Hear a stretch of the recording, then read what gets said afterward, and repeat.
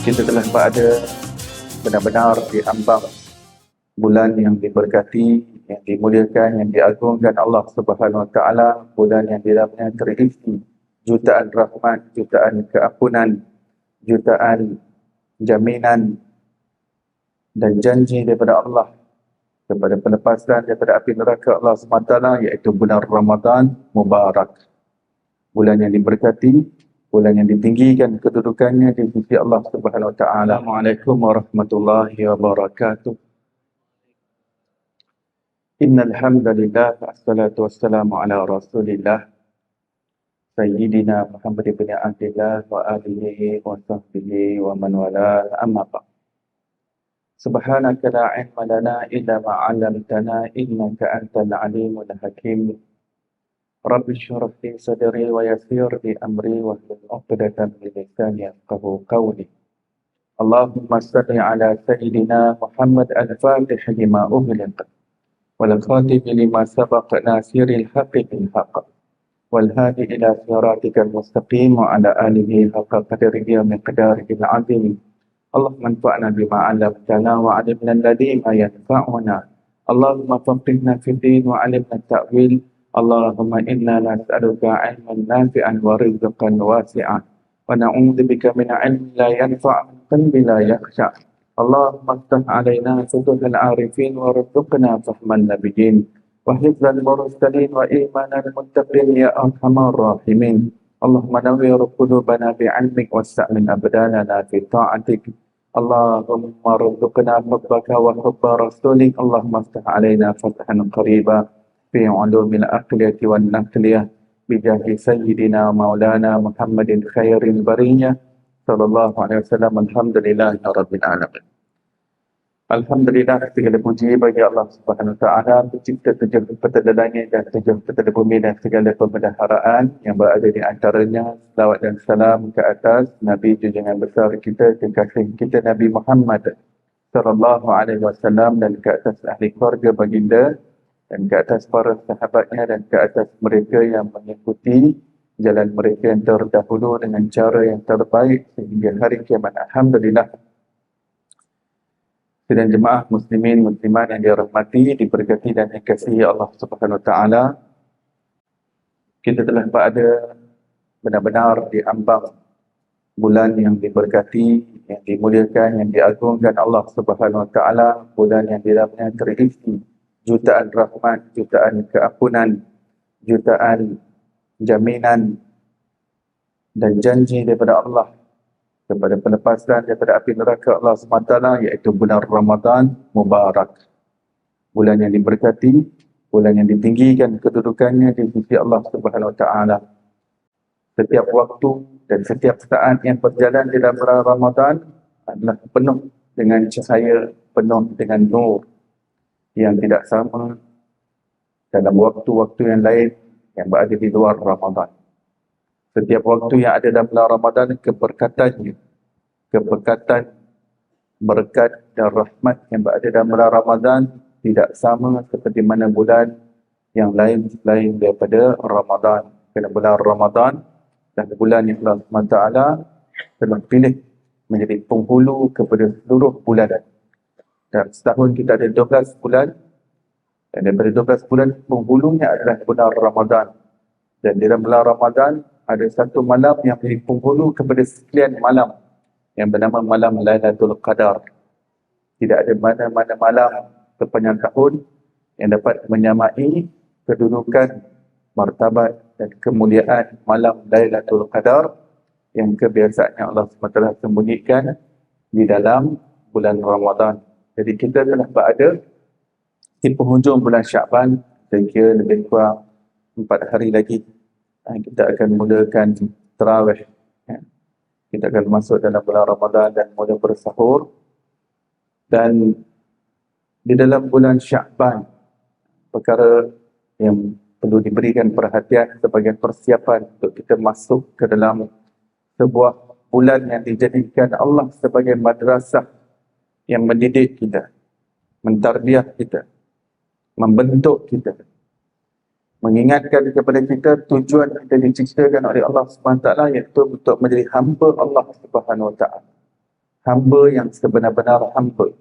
Hamba yang benar-benar menzahirkan hakikat kehambaan dirinya kepada Allah Subhanahu Wa Taala, maka saban tahun bulan Ramadan datang silih berganti untuk mengingatkan kepada manusia bahawa tujuan yang paling utama kita diciptakan oleh Allah Subhanahu Wa Taala adalah untuk mengabdikan diri kita kepada Allah Subhanahu Wa Taala, untuk menzahirkan makna kerendahan dan kehinaan diri kita di hadapan Allah Subhanahu Wa Taala, beribadah kepada Allah Subhanahu Wa Taala, dan bagaimana menerusi ibadah itu kita bertambah kenal Allah Subhanahu Wa Taala.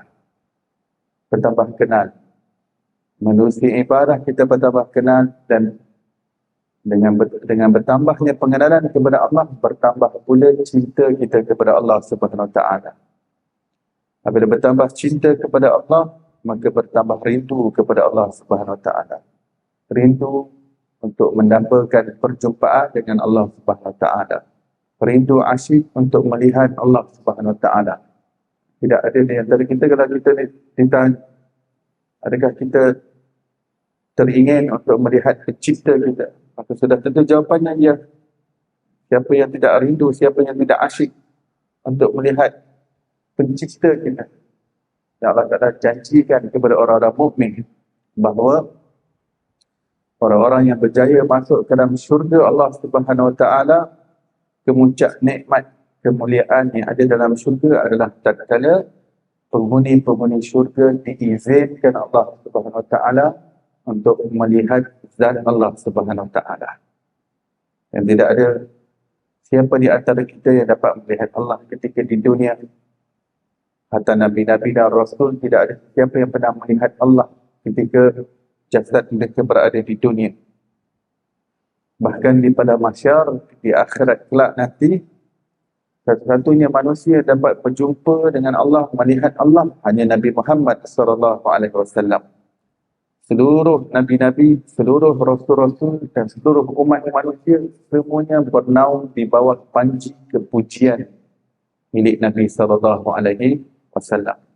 Dalam hadis baginda mengatakan di hari akhirat kelak, semua makhluk senyap, tidak diizinkan berbicara kecuali aku satu-satunya yang diizinkan menjadi juru cakap bagi pihak manusia kepada Allah Subhanahu Wa Taala. Akulah yang mula-mula dipanggil oleh Allah, akulah yang mula-mula menghadap Allah, akulah yang mula-mula sujud kepada Allah, akulah yang mula-mula memuji Allah Subhanahu Wa Taala dengan puji-pujian yang tidak pernah diucapkan, pujian yang seumpama itu oleh mana-mana makhluk, dan Allah akan mengilhamkan kepadaku puji-pujian kepadanya, dengan puji-pujian yang hebat, yang hanya pada ketika mahsyar itu Allah Ta'ala berikan ilham itu kepadaku, maka Allah janjikan kepadaku maqam mahmud, maqam yang terpuji. Maqam yang terpuji, panji yang dipegang, panji kepujian nama Nabi Muhammad yang bermaksud yang banyak dipuji. Maka umat Nabi SAW di hari akhirat dipanggil sebagai Al-Hammadun. Al-Hammadun. Akan ada penyuruh di hari akhirat yang akan menyeru, wahai Hammadun. Yang dimaksudkan adalah umat Nabi SAW. Hammadun itu orang yang banyak memuji Allah. Umat Nabi SAW banyak memuji Allah kerana orang yang kita ikuti Muhammad, namanya juga Ahmad, dialah yang terpuji, dia yang banyak memuji Allah. Maka umat ini menurun sifat Nabi SAW itu kepada umat ini bahawa kita sentiasa memuji Allah dalam apa jua situasi yang melanda kita. Bila kita dapat nikmat, Alhamdulillah. Bila kita dapat musibah, Alhamdulillah. Bila kita pada anugerah, Alhamdulillah. Bila kita diduga dengan ujian, cubaan, pancaroba kehidupan, Alhamdulillah. Ini adalah kriteria dan ciri-ciri khusus umat Nabi SAW. Kita sentiasa puji syukur kepada Allah SWT dalam apa jua situasi. Alhamdulillahi ala kulli hal. Apa maksud Alhamdulillah ala kulli hal? Kita puji Allah dalam setiap hal keadaan. Apa sahaja hal keadaan yang datang kepada kita. Senang ataupun susah. Payah ataupun sulit, lapang ataupun sempit, luas ataupun terhimpit, semuanya kita Alhamdulillah. lillah. Kita terantuk meja, alhamdulillah. Pinggan terpecah, alhamdulillah. Kereta tercalar, terlanggar, tersantung sana sini, alhamdulillah. Jangan cepat mulut keluarkan perkataan mencarut. Jangan cepat keluarkan kata-kata yang kesat, yang kasar, kata-kata yang mencaci maki, tumpah seranang dan sebagainya. Kita umat Nabi sallallahu alaihi wasallam, kriteria khusus kita sentiasa puji Allah, sentiasa syukur kepada Allah Subhanahu wa taala. Walhasil di dalam bulan Sya'ban, sesuatu yang perlu kita berikan perhatian adalah apa yang telah disebutkan di dalam hadis dengan sanad yang sahih dan kuat berkenaan dengan kelebihan nisfu Sya'ban. Maka kelebihan yang berada pada nisfu Sya'ban ini mempunyai kaitan rapat dengan datangnya bulan Ramadan 2 minggu lagi. Kerana yang namanya nisfu Sya'ban maksudnya 15 Sya'ban. Dah lepas dah. 15 Sya'ban, tempoh hari. Hari apa hari? Hari Sabtu atau Ahad. Yang hari itu, nisfu Sya'ban. Ada masjid-masjid atau surau yang mengadakan pembacaan Yasin 3 kali selepas maghrib. Itu ulama anjurkan sebab nak ambil keberkatan malam tersebut, maka dibacakan 3 kali Yasin dengan niat-niat yang tertentu. Baik. Hadis-hadis yang sahih yang berkaitan dengan malam nisfu Sya'ban, bahawa pada malam nisfu Sya'ban, iaitu malam 15 Sya'ban itu, Allah Subhanahu Wa Taala memandang hamba-hambanya dengan pandangan yang khusus, pandangan inayah. Inayah maksudnya perhatian khusus, bukan pandangan umum. Sebab pandangan umum seluruh makhluk mendapat pandangan umum. Seluruh yang berada di langit dan bumi mendapat pandangan umum daripada Allah. Allah melihat segala-galanya. Tapi yang kita ingin dapatkan pandangan khusus daripada Allah Subhanahu Wa Taala. Nazarat ilahiyah. Penglihatan yang khusus, yang inayah. Dipanggil pandangan inayah. Perhatian yang khusus yang ada dalam malam nisfu Sya'ban. Allah kata dengan pandangan itu Allah ingin ampunkan dosa-dosa orang-orang mukmin.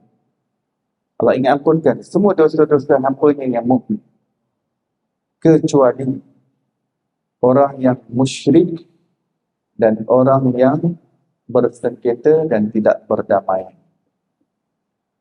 Terjadinya isu, lalu terjadinya pertelingkahan, pergaduhan, perbadahan, permusuhan, akan tetapi tidak berbaik-baik. Lalu persengketaan tapi tidak dihulurkan mana-mana daripada pihak yang terlibat dengan perdamaian. Jadi dia berterusan tanpa dileraikan kekusutan dan kesalutan apa yang berlaku antara kemelut dan krisis antara dua pihak yang bertelagah. Jadi dalam hati masing-masing ada ill feeling, ada simpan rasa kebencian, ada simpan rasa permusuhan terhadap orang yang ada sengketa. Maka orang yang seperti ini, berlalunya malam nisfu Sya'ban dalam keadaan dia masih bersengketa. Terutamanya orang-orang yang mempunyai ikatan kekeluargaan dengannya. Orang-orang yang ada ikatan kekeluargaan dengan kita, istilahnya dalam Al-Quran dan Hadis dipanggil silaturahim. Silaturahim ini bukan umum, semua orang mukmin silaturahim. Istilah silaturahim yang ada dalam Al-Quran dan Hadis merujuk kepada orang-orang yang mempunyai ikatan kekeluargaan dengan kita. Dan ianya mempunyai dua layer yang utama. Dua lapisan. Lapisan yang paling utama, yang pertama adalah orang yang mempunyai keterkaitan darah dengan kita. Keterkaitan rahim. Keterkaitan hubungan kekeluargaan melalui darah. Dan layer yang kedua adalah yang menjadi keluarga kita melalui ikatan perkahwinan. Dan kedua-dua ini dipanggil sebagai silaturahim. Tetapi yang paling utama dan yang pertama adalah yang mempunyai ikatan darah. Kalau apa-apa berlaku pertembungan antara dua perkara, kena dahulukan, kena utamakan, kena beri prioriti kepada yang ada ikatan darah dengan kita. Itu adalah sesuatu yang disuruh oleh Allah Ta'ala untuk kita secure. dalam apa jua keadaan, silaturahim, iaitu orang-orang yang ada ikatan kekeluargaan kita, despite of dispute yang terjadi, sama ada ia kerana harta pusaka, kerana perniagaan, pelaburan, saham, antara adik-beradik, antara sepupu, sepapat, pakcik, makcik dan sebagainya, pinjaman dan sebagainya, tanah dan sebagainya. Yang itu, jika ada suatu isu yang tak selesai, kita selesaikan tepi. Yang silaturahim, yang ini kita jangan sekalikan dengan pelaburan kita, dengan perniagaan kita, dengan tanah pusaka kita. Kalau tidak, sebab harta pusaka, sebab perniagaan, sebab hal-hal duniawi yang nak digaduhkan itu tak selesai, di silaturahim pun tak selesai. Jadi kena pecahkan dua tersebut. Silaturahim perlu secure. Walaupun ada benda yang tak selesai, tapi yang silaturahim, Rasulullah suruh jaga, dan jika ada berlakunya isu, Rasulullah SAW mengatakan 3 hari diberikan keizinan kepada manusia untuk memujuk hatinya, untuk hatinya reda. 3 hari. Dan selepas daripada 3 hari, tidak dihalalkan untuk seseorang yang bergaduh, bertelagah itu untuk tidak bertegur sapa antara satu sama lain. Jadi silaturahim yang dimasukkan dalam Al-Quran dan hadis yang pertama sekali, layer yang pertama, yang utama, yang ikatan darah. Ikatan darah tadi yang pertama sekali adalah ibu bapa kita. Ibu bapa kita. Ini yang paling utama. Yang kedua adalah adik-beradik kita. Siblings kita. Adik-beradik kita. Sama ada yang belah ayah ataupun sebelah ibu. Ataupun yang memang siblings daripada kedua-dua ayah dan ibu kita. Kemudian pakcik dan makcik kita. Paternal side and maternal side. Pakcik, makcik, pak long, mak long, pak ngah, mak ngah, pak teh, mak teh, pak cu, mak cu, pak lang, mak lang, pak teh, mak teh. Semua. Baik belah ayah, baik belah ibu. Kemudian anak-anak mereka yang dipanggil sebagai sepupu sepapat kita. First cousin. First cousin. Selesai silaturahim itu, kemudian ada silaturahim layer yang berikutnya. Masih ikatan darah, iaitu pakcik makcik kita, tetapi yang menjadi sepupu-sepupu kepada mak ayah kita. Pangkat uncle kita, pangkat aunties kita. Tapi mereka adalah sepupu-sepupu kepada mak dan juga ayah. Yang mana anak-anak mereka adalah second cousin kita. Jadi layer upon layer, layer upon layer. Demikianlah first cousin, kemudian diikuti dengan second cousin, kemudian third cousin. Akan tetapi kebiasaannya kita orang Melayu ni, macam pengalaman saya sendiri, yang saya rapat adalah first cousin dengan second cousin. Third cousin saya dah tak berapa nak kenal. Tapi first dengan second ni memang sangat rapat. Kekeluargaan sangat rapat. Dan juga pakcik-makcik saya yang menjadi sepupu-sepupu pada mak saya, ya, ayah saya pun ada keluarga yang rapat. Walhasil, ini adalah silaturahim. Seseorang yang ada sengketa, yang dia belum ada selesai, Rasulullah SAW sudah ajak umatnya, patutnya malam nisfu Sya'ban tu, sebelum tiba malam nisfu Sya'ban, sudah selesai segala persengketaan. Isu yang tak selesai, yang tak bertegur sapa, orang itu kita kena kontak, tanya khabar, bagi salam. Dengan hati yang terbuka, hati yang lapang. Dengan niat supaya nak menghubungkan semula silaturahim yang terputus. Rasulullah SAW bersabda, maksud silaturahim yang terputus adalah suatu isu yang pernah berbangkit, lalu terjadinya bertikam lidah ataupun pergaduhan. Kemudian selepas pergaduhan itu tidak ada term of perdamaian. Tidak ada perdamaian.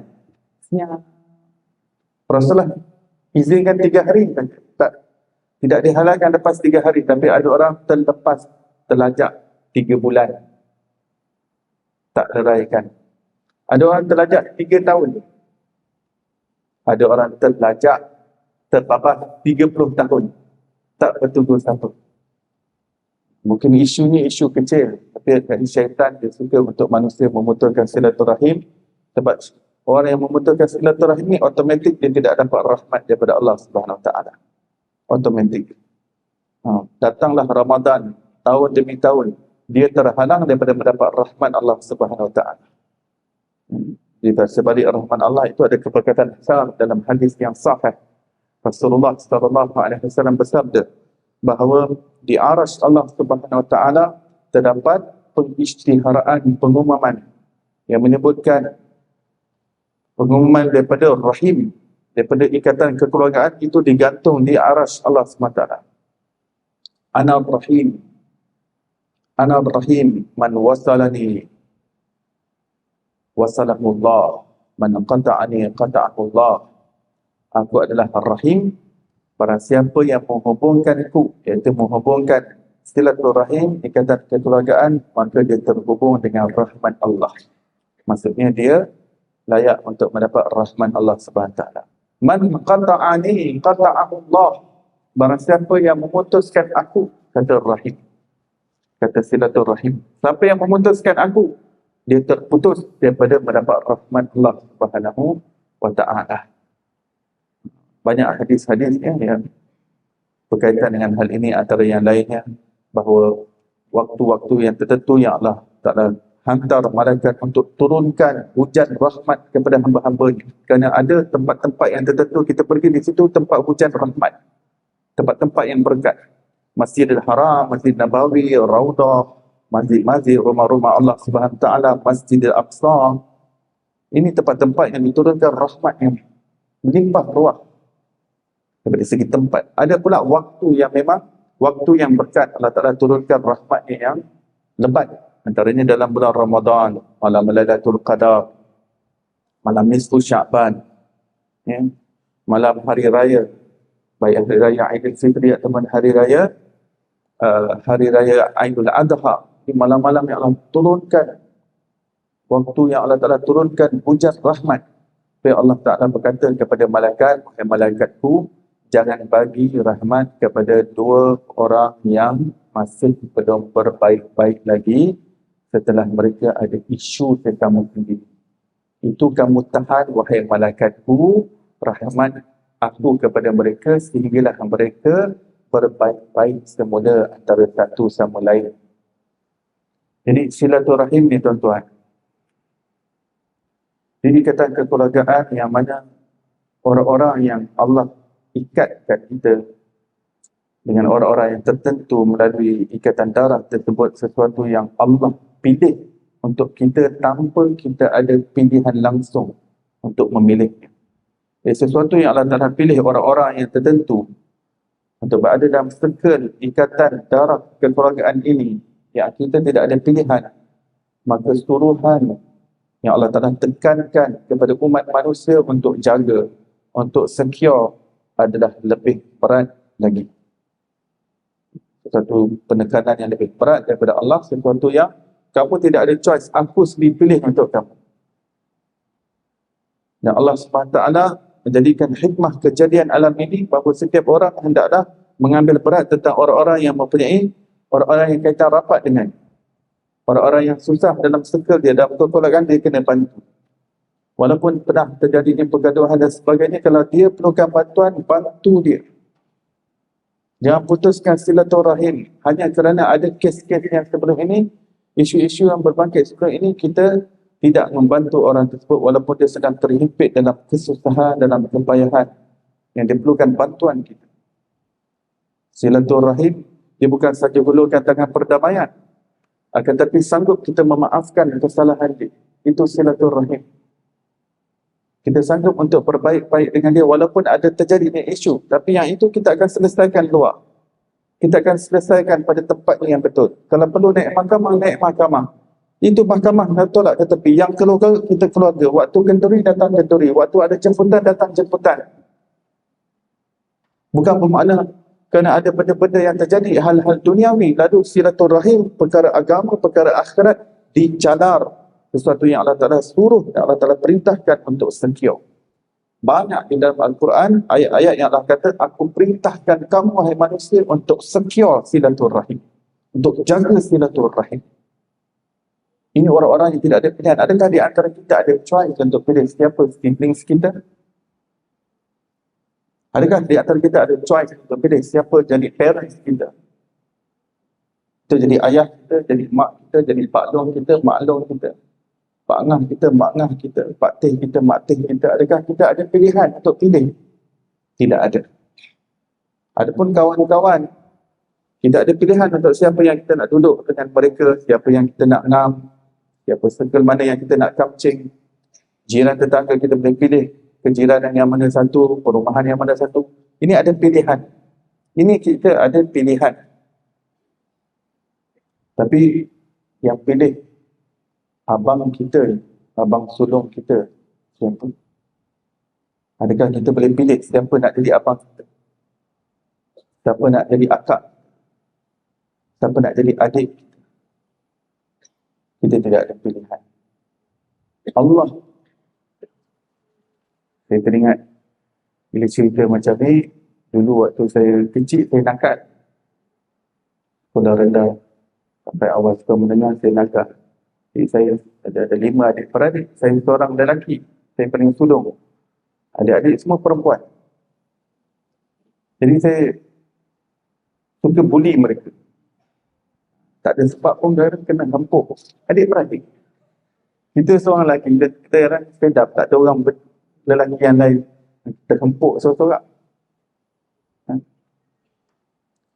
Jadi kerana terjal dan kenakalan saya tu, jadi 4 adik-beradik ni, mereka berjumpa dengan mak saya. Dia kata, kami rasa ini bukan abang kita orang. Kita tak mengaku ini abang kita. Kami dapat, dia kata, rasa-rasanya pasti mak dah tersalah ambil baby waktu lahir ke hospital. Ini dunia dan akhirat yang bukan abang, sebab lain daripada yang lain. 4 adik-beradik semuanya okey, harmoni. Saya jadi lain. Saya bukan saja lain dalam keluarga, lain antara sepupu-sepupu dan orang kampung pun saya memang lain. Kenakalan yang luar biasa. Cuma lepas SPM adalah bagi saya taufik hidayah untuk belajar agama, mulalah perbaiki diri sedikit demi sedikit. Lepas selesai SPM. Kata sebelum tu, nakal, budak-budak kepala terjal. Tapi kemudian dia dah berubah tu, barulah adik-adik saya semua mengaku yang ini adalah abang saya. Kata baru dapat abang baru. Tanya mak saya, bagi tahu saya, adik-adik tanya, betul ke tu abang kita lah. Titik-titik perubahan tu bila lepas SPM, sementara nak tunggu SPM, tunggu result, saya keluar 40 hari. Saya dah boring kerja. Sebab kerja nak sementara tunggu result SPM, tempat kerja kilang buat workman, Aiwa. Dah tak ada dah Aiwa. Sebulan kerja Aiwa, sebulan kerja buat kuih, buat kilang kuih raya. Lepas tu saya dah boring dah kerja, dua kerja kilang. Berat. Ketika itu datang taufik hidayah untuk sementara result tak keluar lagi, dah kerja 2 bulan pun result tak keluar lagi. Saya kata result keluar lepas 3 bulan lepas SPM, tak silap saya. Jadi saya bagi tahu mak ayah, saya nak try ikut orang tabligh ni, keluar 40 hari tengok apa jadi. Jadi balik 40 hari dah lain lah. Kita dah ada mindset yang berbeza, pemikiran berbeza, concern, risau, bimbang yang berbeza, fokus yang berbeza. Balik tu pun mula adik-adik pun dah mula terima balik. Dah ini abang kita orang. Walhasil, macam mana pun kita tak mengaku adik-beradik dan sebagainya, akhirnya air cicah tak akan putus. Kita sedaya upaya untuk nak nafikan, nak tolak tepi daripada adik-beradik. End of the day, Allah lah yang pilih adik-beradik kita untuk kita. Dan macam mana pun keadaan mereka, kita kena secure pertalian darah yang terjadi antara kita dengan dia. Begitu juga dengan ibu bapa kita. Allah Ta'ala berfirman dalam Quran, ibu dan ayah kamu adalah kamu bergaul mereka dengan pergaulan yang baik, berbakti kepada mereka walaupun mereka musyrik. Ulama mengatakan, kalau ibu bapa musyrik, penyembah berhala sekalipun, anaknya yang Islam tetap kena berbakti kepada kedua ibu bapanya, bercakap dengan mereka dengan percakapan yang baik, jangan cakap pun dengan mereka, jangan meninggi suara kepada mereka, walaupun mereka musyrik, jangan herdik mereka, jangan bentak mereka, walaupun dengan sekecil-kecil pun kepada mereka. Dilarang dalam agama kita. Walaupun mereka musyrik, walaupun mereka kafir, walaupun mereka pendosa, walaupun mereka pemaksiat, jangan tinggi suara kepada mereka. Jangan bentak mereka, jangan kurang ajar dengan mereka, jangan biadab dengan mereka. Yang keluarkan kata-kata kesat, kata-kata yang kasar, yang menyinggung perasaan ibu bapa. Wala taqul lahuma uffin wala tanharhuma wa qul lahuma qawlan karima. Jangan kamu ucapkan dalam bahasa Arab. Perkataan bentak yang paling rendah kedudukannya. Yang paling rendah pun ulama kata dilarang oleh Allah. Ini kan lagi kata bentakan yang lebih tinggi. Ni maksudnya, kalau dia bercakap dengan mak ayah dia begini.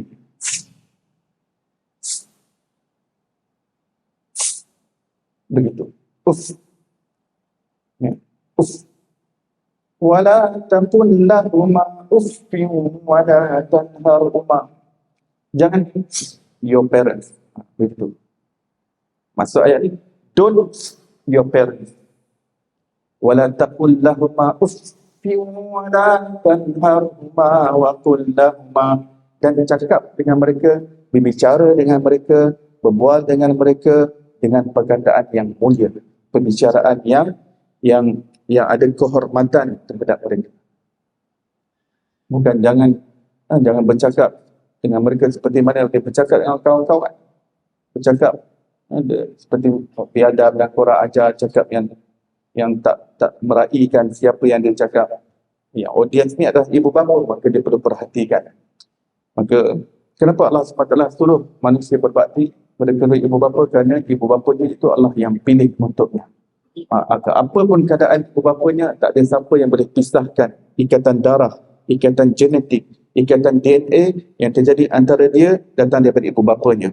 Tidak ada siapa yang boleh memutuskan ikatan DNA, ikatan genetik dengan adik-beradik kita walau bagaimanapun keadaan mereka. Air dicincang takkan putus, air dicincang takkan putus. Siapa yang boleh putuskan? Manusia boleh sebut dengan mulutnya. Dah putus saudara, putus adik-beradik, putus keluarga. Dia boleh cakap perkataan seperti itu, dan perkataan itu perkataan yang dikutuk oleh Allah Subhanahu Wa Taala, perkataan yang tidak disukai oleh Allah Subhanahu Wa Taala, perkataan yang dimurkai oleh Allah Subhanahu Wa Taala. Kerana hakikatnya tidak ada sesiapa yang boleh memutuskan kekeluargaan itu setelah Allah sendiri yang memilih untuk mengikat kamu dengan ahli keluarga kamu yang lain. Maka ikatan biologi itu tidak akan terputus. Maka apa pun yang terjadi, buang yang keruh, ambil yang jernih. Buang yang keruh, ambil yang jernih. Buang yang keruh, ambil yang jernih. Maka yang disebutkan oleh Rasulullah, memutuskan silaturahim, menghubungkan silaturahim yang terputus adalah silaturahim yang terjadi isu sebelum itu ada pergaduhan, yang tak ada perdamaian. Maka kita yang mula-mula mengucapkan tangan perdamaian, menghulurkan salam kepadanya. Kita yang teks dia, Assalamualaikum, ataupun kita yang dial dia, Assalamualaikum. Rasulullah SAW bersabda, antara dua pihak yang bertelagah, di antara mereka berdua yang terbaik dan afdal di sisi Allah adalah orang yang mula-mula memberi salam. Saya ulang, hadis Nabi SAW, riwayat Bukhari dalam kitabnya Al-Adabul Mufrad, bahawa antara dua pihak yang bertelagah, yang terbaik antara mereka di sisi Allah Subhanahu Wa Taala, the first one who broke the ice, the first one who break the ice in giving salam to one of the party. Ada dua pihak yang bertelagah, kita yang berebut untuk bagi salam yang pertama. Kita yang break the ice. Ice apa? Ice tidak bertegur sapa, senyap. Isu tak selesai, tapi senyap, tak bertegur sapa.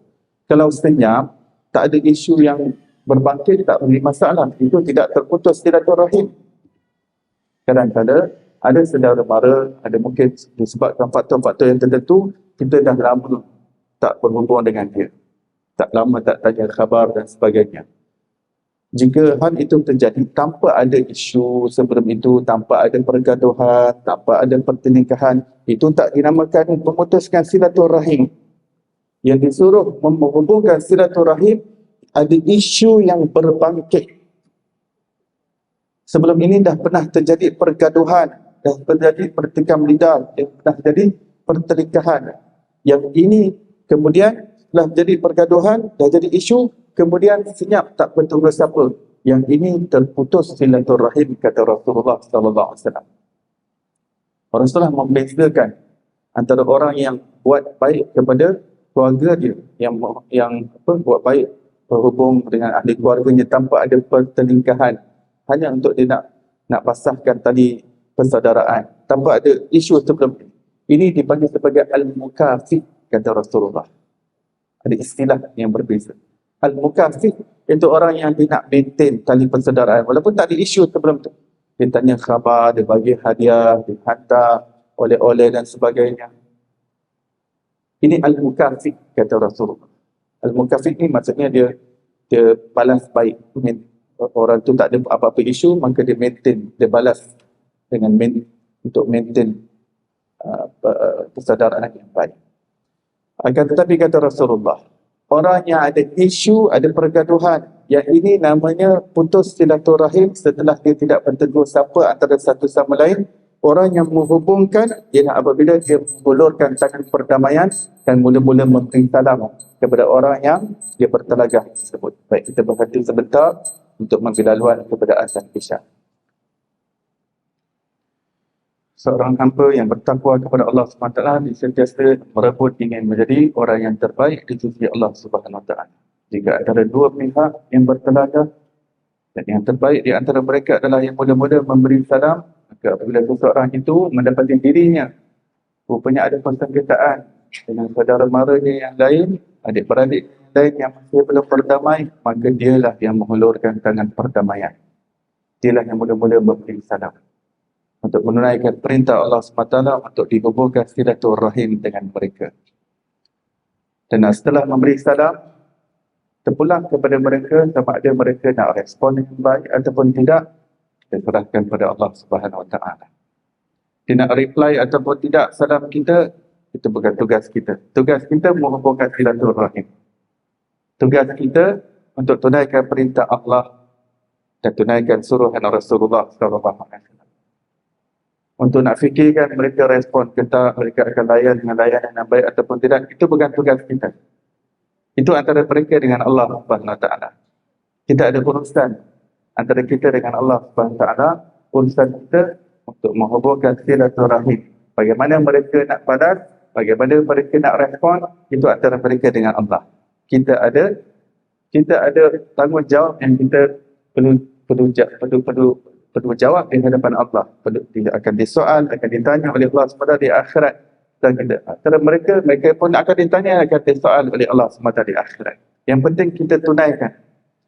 Sama ada mereka nak jawab yang baik ataupun tidak, sama ada mereka langsung tak nak respon dan sebagainya, ataupun memberi layanan yang buruk, itu mereka.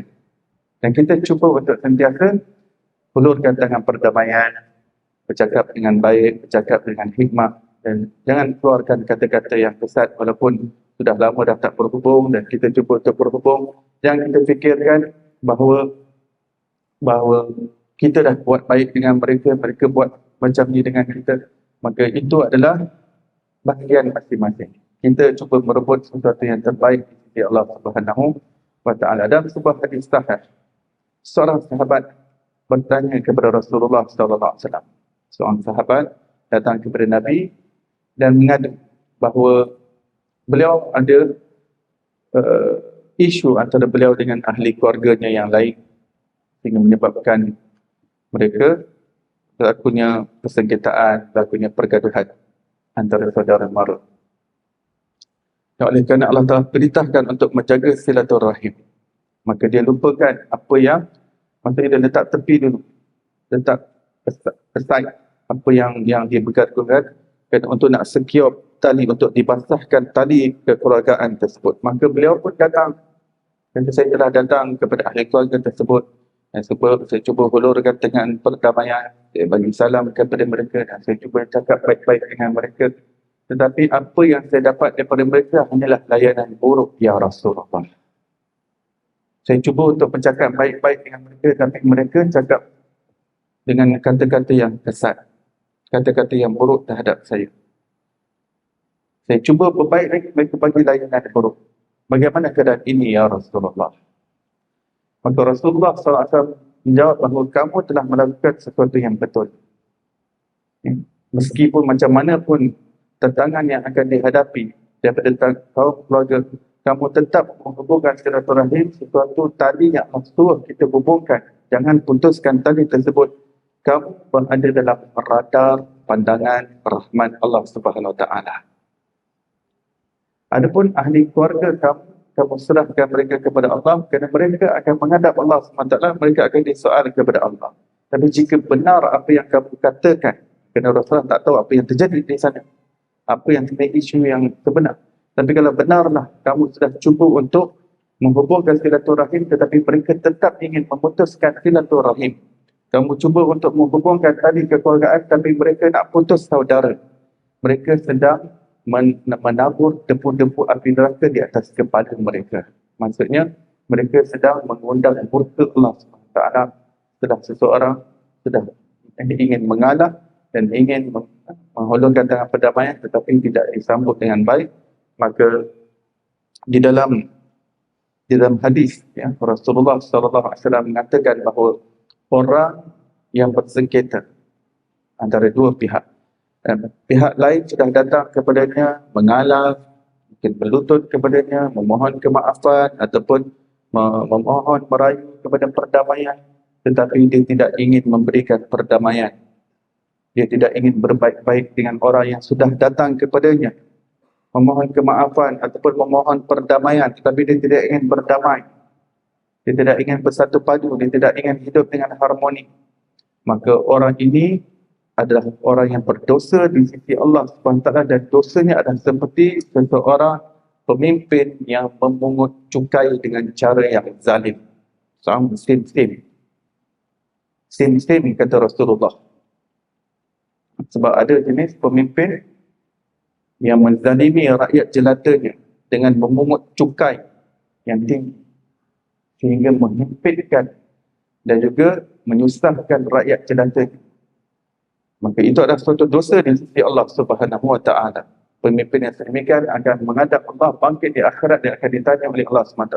Tapi Rasulullah kata ada yang tentara dengannya. Ada satu lagi dosa yang tentara, seperti mana pemimpin yang pungut cukai dengan cara yang aniaya, cara yang zalim kepada rakyat jelatanya, iaitu orang yang sudah diajak untuk berdamai, dia tidak ingin berdamai. Sebab apa? Dia dah ikat perdamaian tadi ataupun kekeluargaan tadi dengan mungkin ada perniagaan yang belum beres, saham pelaburan yang belum beres, pinjaman wang yang belum beres, harta pusaka yang belum beres.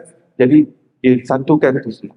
Sedangkan tentang harta pusaka duniawi dia perlu bereskan ke tepi. Adapun yang tadi kekeluargaan itu dia perlukan suatu treatment yang berasingan, dia perlu secure yang itu. Sayyidina Abu Bakar As-Siddiq radhiyallahu anhu, sebuah kisah yang masyhur berkenaan dengan puteri kepada Sayyidina Abu Bakar bernama Sayyidina Aisyah radhiyallahu anha, yang merupakan isteri kepada Rasulullah sallallahu alaihi wasallam. Kisah yang masyhur di dalam Al-Quran. Peristiwa ini ulama panggil sebagai hadithul ifk, peristiwa ifk. Ini peristiwa yang masyhur, ya, dalam hadis bahkan cerita ini dalam Quran, sebab ayat diturunkan berkenaan dengan Sayyidina Aisyah radhiyallahu anha. Apa yang terjadi ketika di Madinah, orang-orang munafik. Siapa orang munafik? Orang yang berpura-pura Islam. Mereka menyebarkan berita palsu. Ifk maksudnya berita palsu. Jadi peristiwa ini ulama panggil peristiwa tersebarnya berita palsu, iaitu yang berkaitan dengan Sayyidina Aisyah, bahawa Sayyidina Aisyah telah melakukan perbuatan yang keji dengan seorang sahabat Nabi bernama Safwan. radhiyallahu anhu. Betapa jijiknya hebahan berita palsu. Orang-orang munafik yang sparkkan perkara ini. Munafik pada zaman Rasulullah mereka bukan Islam ya. Mereka pura-pura Islam. Mereka kafir tapi pura-pura masuk Islam sebab nakkan privilege dan juga advantage bagi orang Islam. Kalau mereka miskin dapat zakat, kalau pasal perang datang mereka nak tuntut bahagian mereka, dan banyak lagi. Terlepas daripada jizyah, tax sebagai orang kafir yang duduk dalam negara Islam. Jadi mereka pura-pura Islam. Tapi mereka banyak menyakiti Rasulullah dan sahabat-sahabat Nabi yang sejati Islam mereka. Jadi antara peristiwa yang dahsyat berlaku pada Siti Aisyah, tersebarnya berita bahawa beliau telah melakukan perbuatan yang keji. Apabila berita itu tersebar di kalangan munafik, maka kisah itu berita itu tersebar dengan begitu cepat sekali. Tersebar ke seluruh kota Madinah. Dan yang sedihnya, antara orang yang terpengaruh dengan berita orang munafik ini adalah seorang Muslim yang merupakan anak saudara Sayyidina Abu Bakar As-Siddiq radhiyallahu anhu bernama Mishtah. Mungkin beliau pun baru masuk Islam ataupun masih tipis keimanannya. Dan terpengaruh dengan kaum munafikin. Dan dia tukang share kan. Tukang share berita. Tukang copy paste forward. Dia termasuk sekali. Tinggal butang je. Share, copy paste, forward. Settle. Jadi beliau terlibat sekali dalam penyebaran berita tersebut. Berita yang sudah tentu tidak ada unsur periksa dan sebagainya. Tiba-tiba isteri Rasulullah melakukan perbuatan yang jijik, perbuatan yang keji dengan sahabat Nabi bernama Sayyidina Safwan radhiyallahu anhu. Macam mana Mishtah boleh terpercaya berita yang seumpama itu, padahal Sayyidah Aisyah adalah sepupu beliau sendiri. Apa isunya?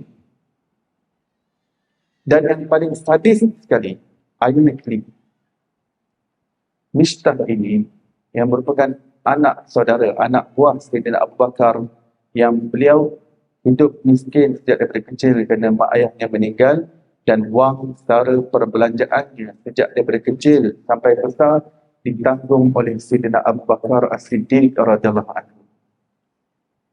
Sadis ke tak sadis? Tiba-tiba orang yang ditanggung ataupun disara perbelanjaan yang dibantu selama ini dalam kehidupannya oleh Sayyidina Abu Bakar As-Siddiq radhiyallahu anhu, tiba-tiba apabila munafik menyebarkan berita seperti itu, beliau boleh terpercaya dan bantu sekali, join sekali untuk sebarkan berita palsu tersebut.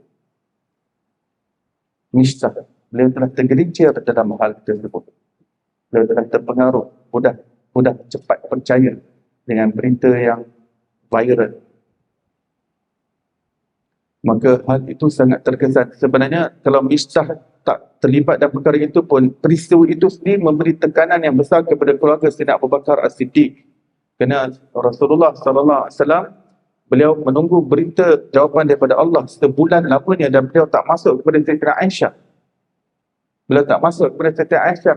Rasulullah kata, aku tidak menuduh kamu dengan apa-apa tuduhan wahai Aisyah, tetapi aku ingin menunggu jawapan daripada Allah Subhanahu Wa Taala tentang hal kamu. Dan selagi tidak menunggu, tak kunjung tiba jawapan daripada Allah, saya tidak masuk kepada kamu.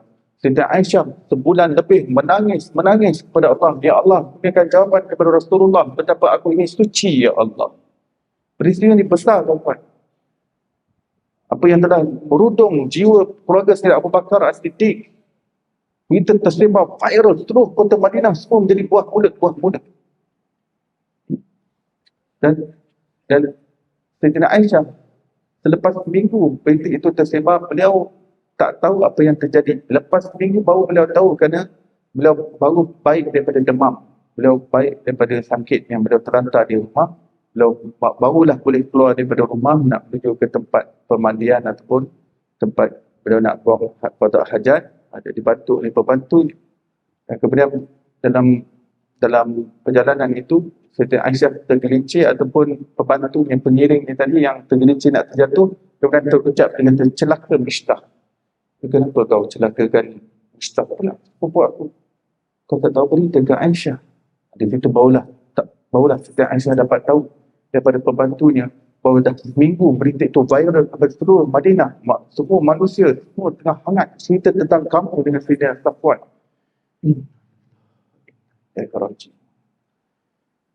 Sangat berat juga. Ujian ini sangat berat pada Siti Aisyah. Menangis. Barulah sekarang dia klik. Siti Aisyah barulah klik. Kenapa dah seminggu Rasulullah tak jenguk dia? Kenapa Rasulullah tak datang kepada dia? Inna lillahi wa inna ilaihi raji'un. Kemudian Sayyidina Abu Bakar As-Siddiq, keluarganya dah memang sedia kala tertekan dengan keadaan yang terjadi. Tiba-tiba Mistah join sekali. Orang-orang munafik sebarkan, share, copy paste forward cerita tersebut. Demi Allah, kata Sayyidina Abu Bakar, demi Allah, aku bersumpah, aku hentikan wang sara perbelanjaan kepada Mistah. Demi Allah, sumpah. Berita itu sampai kepada Rasulullah SAW. Berita sumpah tersebut. Rasulullah sendiri tahu apa yang terjadi kepada Sayyidina Abu Bakar. Mereka semua sedang bersedih. Dan Sayyidina Abu Bakar, Rasulullah sendiri sedih dengan berita yang tersebar. Semua sedang berbicara tentang First Lady of Madinah, Sayyidina Aisyah radhiyallahu anha. Tapi Rasulullah SAW hantar orang panggil Sayyidina Abu Bakar datang menghadap. Apabila Sayyidina Abu Bakar datang menghadap Rasulullah, kata, "Wahai Abu Bakar, apa yang aku dengar berita kamu antara kamu dengan Mistah?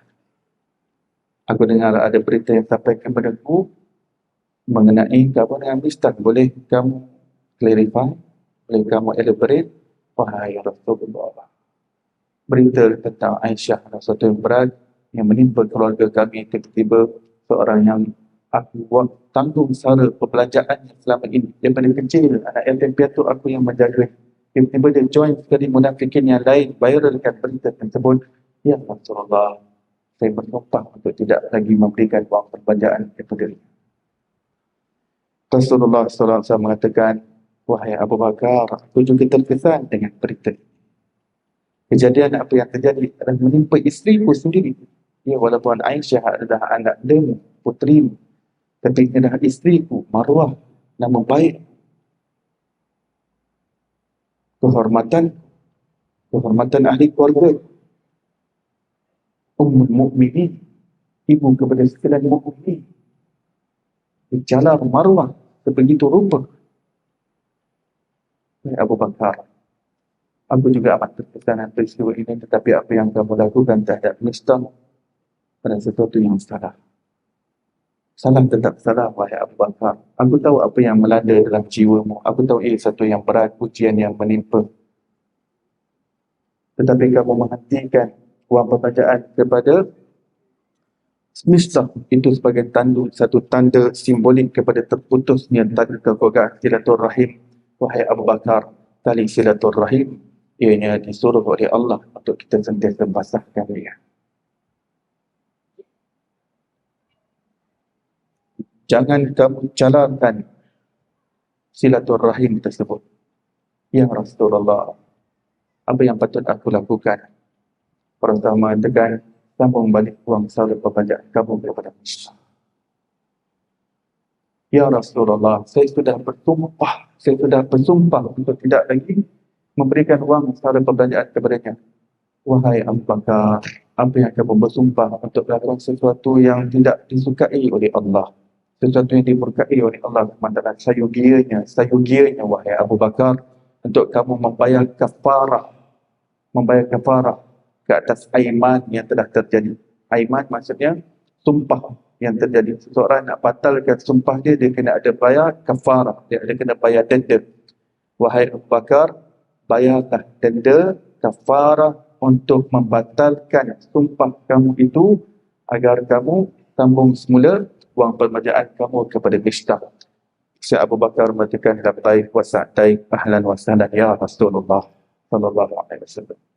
Contoh yang mulia, ini ajaran yang suci yang dibawa oleh Rasulullah sallallahu alaihi wasallam yang sangat pantang dengan orang-orang yang memutuskan silaturahim. Kita tahu ada di antara ahli keluarga yang mungkin tak pernah berterima kasih dengan kita. tak pernah nak berasa terhutang budi dengan kita setelah kita dah bagi macam-macam. Macam-macam, macam mana Sayyidina Abu Bakar dah bagi macam-macam pada Mistah. Dah bantu dia, dah tolong dia. Bantu wang saudara perpanjangan selama ini dia hanya hidup dengan wang yang dibekalkan oleh Sayyidina Abu Bakar As-Siddiq radhiyallahu anhu.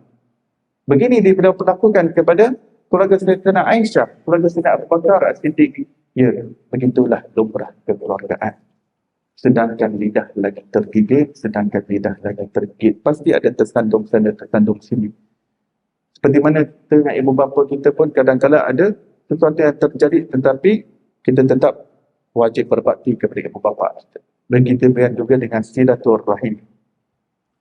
Dalam sebuah hadis Rasulullah sallallahu alaihi wasallam bersabda, sebelum saya nak kongsi hadis tersebut, akhirnya Allah SWT turunkan jawapan kesucian Sayyidah Aisyah melalui ayat Quran. Sayyidah Aisyah terperanjat, aku memohon daripada Allah agar turunkan jawapan melalui wahyu yang memaklumkan kepada Nabi SAW. Aku tak pernah terfikir bahawa dia datang dalam bentuk ayat Quran yang dibaca oleh umat Islam sepanjang zaman.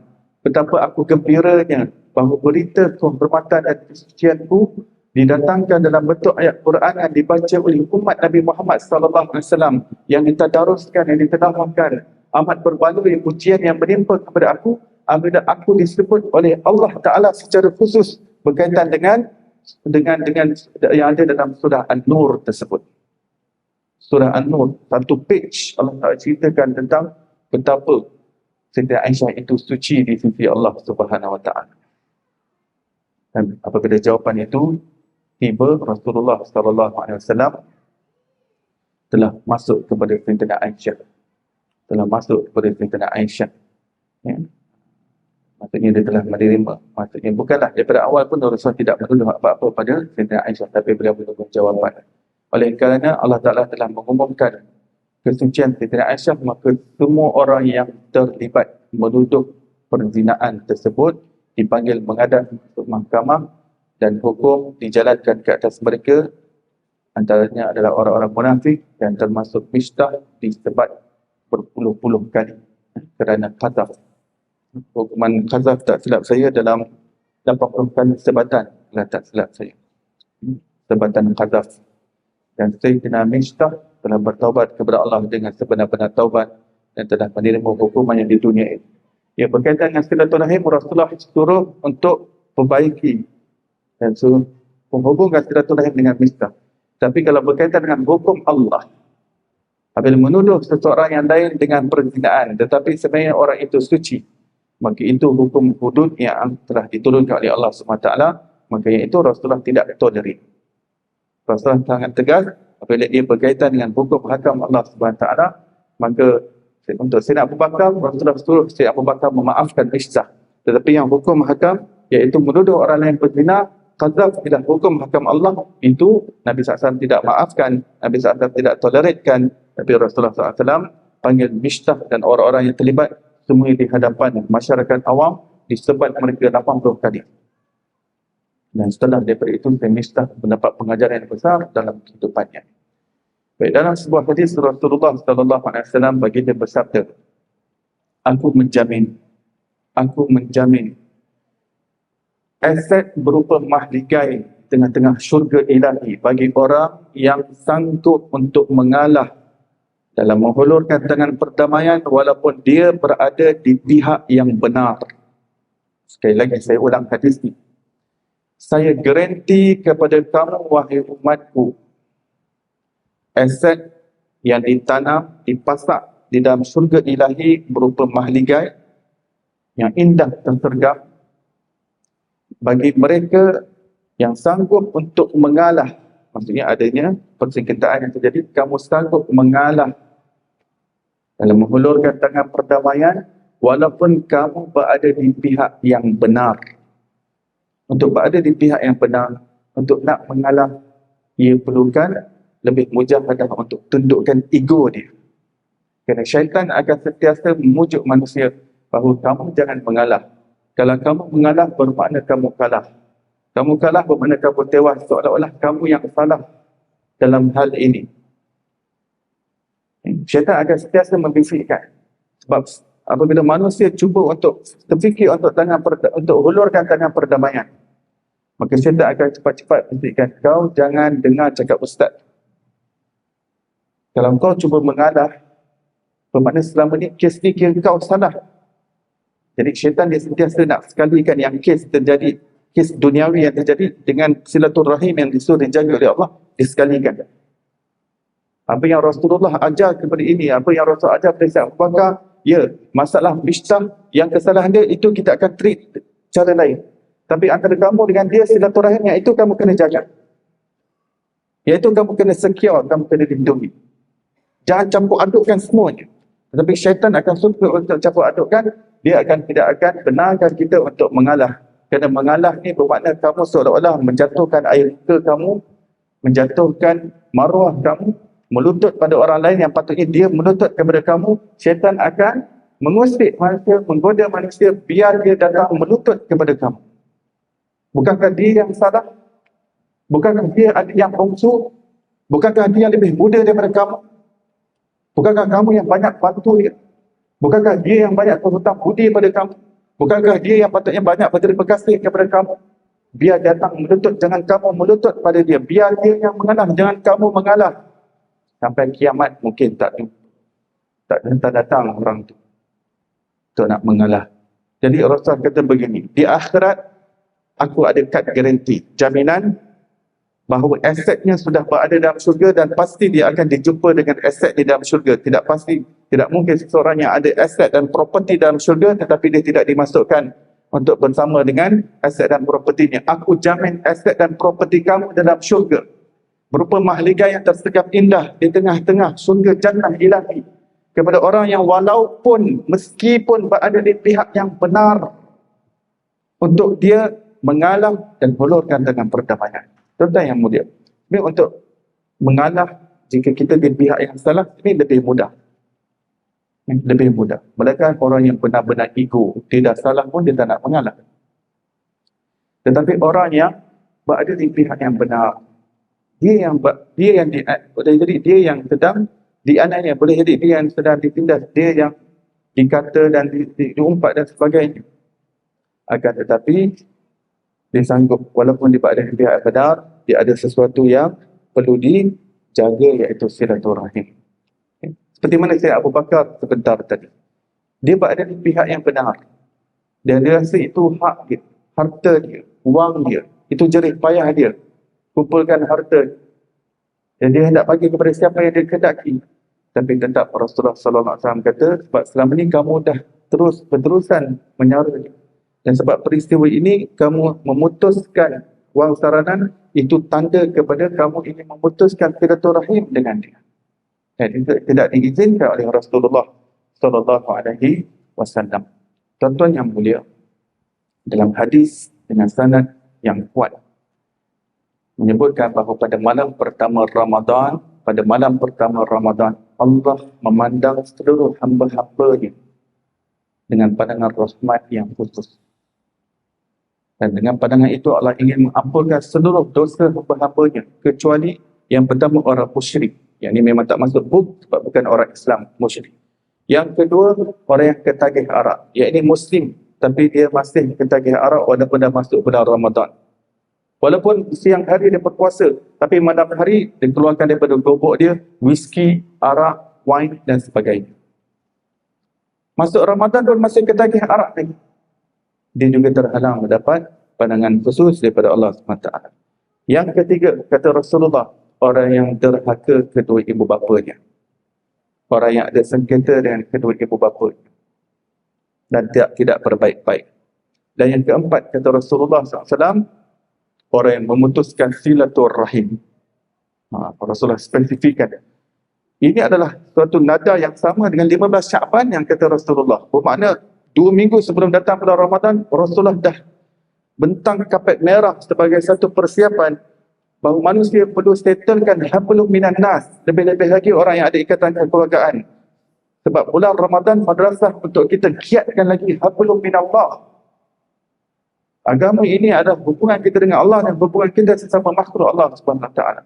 Orang-orang yang ada tadi kepergaan kita itu adalah silaturahim lebih utama, lebih berhak untuk kita beri prioritas untuk kita hubung kekeluargaan tersebut. Adapun kawan-kawan yang kita ada pilihan untuk kita pilih, itu tak dipanggil silaturahim. Kita belanja kawan-kawan kita itu tak dipanggil silaturahim. Kita panggil ukhuwah Islamiah, kita panggil ikramul muslimin. Ya, dia ada nama yang lain. Jangan campur adukkan dengan silaturahim. Kena kedudukan silaturahim lebih tinggi daripada ukhuwah persaudaraan dalam Islam ni. Antara kawan-kawan kita, rakan sejawat kita, rakan office kita. Ini semua ada pilihan. Kita boleh pilih office mana satu kita nak kerja, majikan mana satu, kilang mana satu yang kita nak kerja. Tapi adik-beradik kita tidak ada pilihan langsung. Allah yang pilih. Maka Allah Ta'ala tekankan untuk kamu ambil berat tentang mereka. Jika mereka susah, tolong mereka. Walaupun mereka tak pernah ucap terima kasih kepada kamu. Walaupun mereka tak pernah tunjukkan perhargaan yang bahawa mereka telah hutang budi kepada kamu. Hubung silaturahim. Pahalanya besar di sisi Allah. Rasulullah berkata dalam hadis yang sahih, jika kamu ada zakat yang dibayar, maka cari dulu saudara mara kamu yang susah, sepupu kamu ataupun adik-beradik kamu yang bukan di bawah tanggungan kamu, untuk kamu berikan kepada mereka zakat ataupun sedekah, kerana pahala yang diberikan kepada orang yang silaturahim adalah lebih besar berganda daripada orang-orang yang di luar sana. Cari dulu saudara mara. Walaupun saudara mara yang tak pernah berterima kasih, kita dah pernah tolong dia tak pernah berterima kasih kepada kita, tak pernah tunjukkan appreciation kepada kita, tak pernah tunjukkan acknowledgement kepada kita, tak apa. Yang penting kita nak jaga silaturahim. Silaturahim, air cincang takkan putus. Kata Rasulullah, mana-mana sedekah dan mana-mana zakat yang kamu berikan kepada sanak saudara kamu, itu lebih utama di sisi Allah, itu lebih afdal di sisi Allah Subhanahu wa Ta'ala. Untuk kamu, bahkan selain daripada itu, apa saja bentuk bantuan yang kamu cuba tolong saudara mara kamu, pahalanya lebih besar daripada orang lain. Kerana apa? Kerana dalam ahli kekeluargaan itu ada gandaan pahala silaturahim. Dan setelah kita lihat daripada sepupu sepapat kita, adik-beradik kita, mereka sudah hidup dengan baik, barulah kita cari orang luar. Kita nak bagi zakat, kita nak bagi sedekah, barulah kita cari orang luar. Demikian madrasah Ramadan ini benar-benar membentuk kita sebagai hamba Allah dan sebagai khalifah Allah di atas muka bumi, dan sebagai umat Nabi Muhammad sallallahu alaihi wasallam yang menjaga apa yang patut kita jaga, iaitu hubungan kita dengan Allah dan hubungan kita sesama makhluk Allah Subhanahu wa Ta'ala.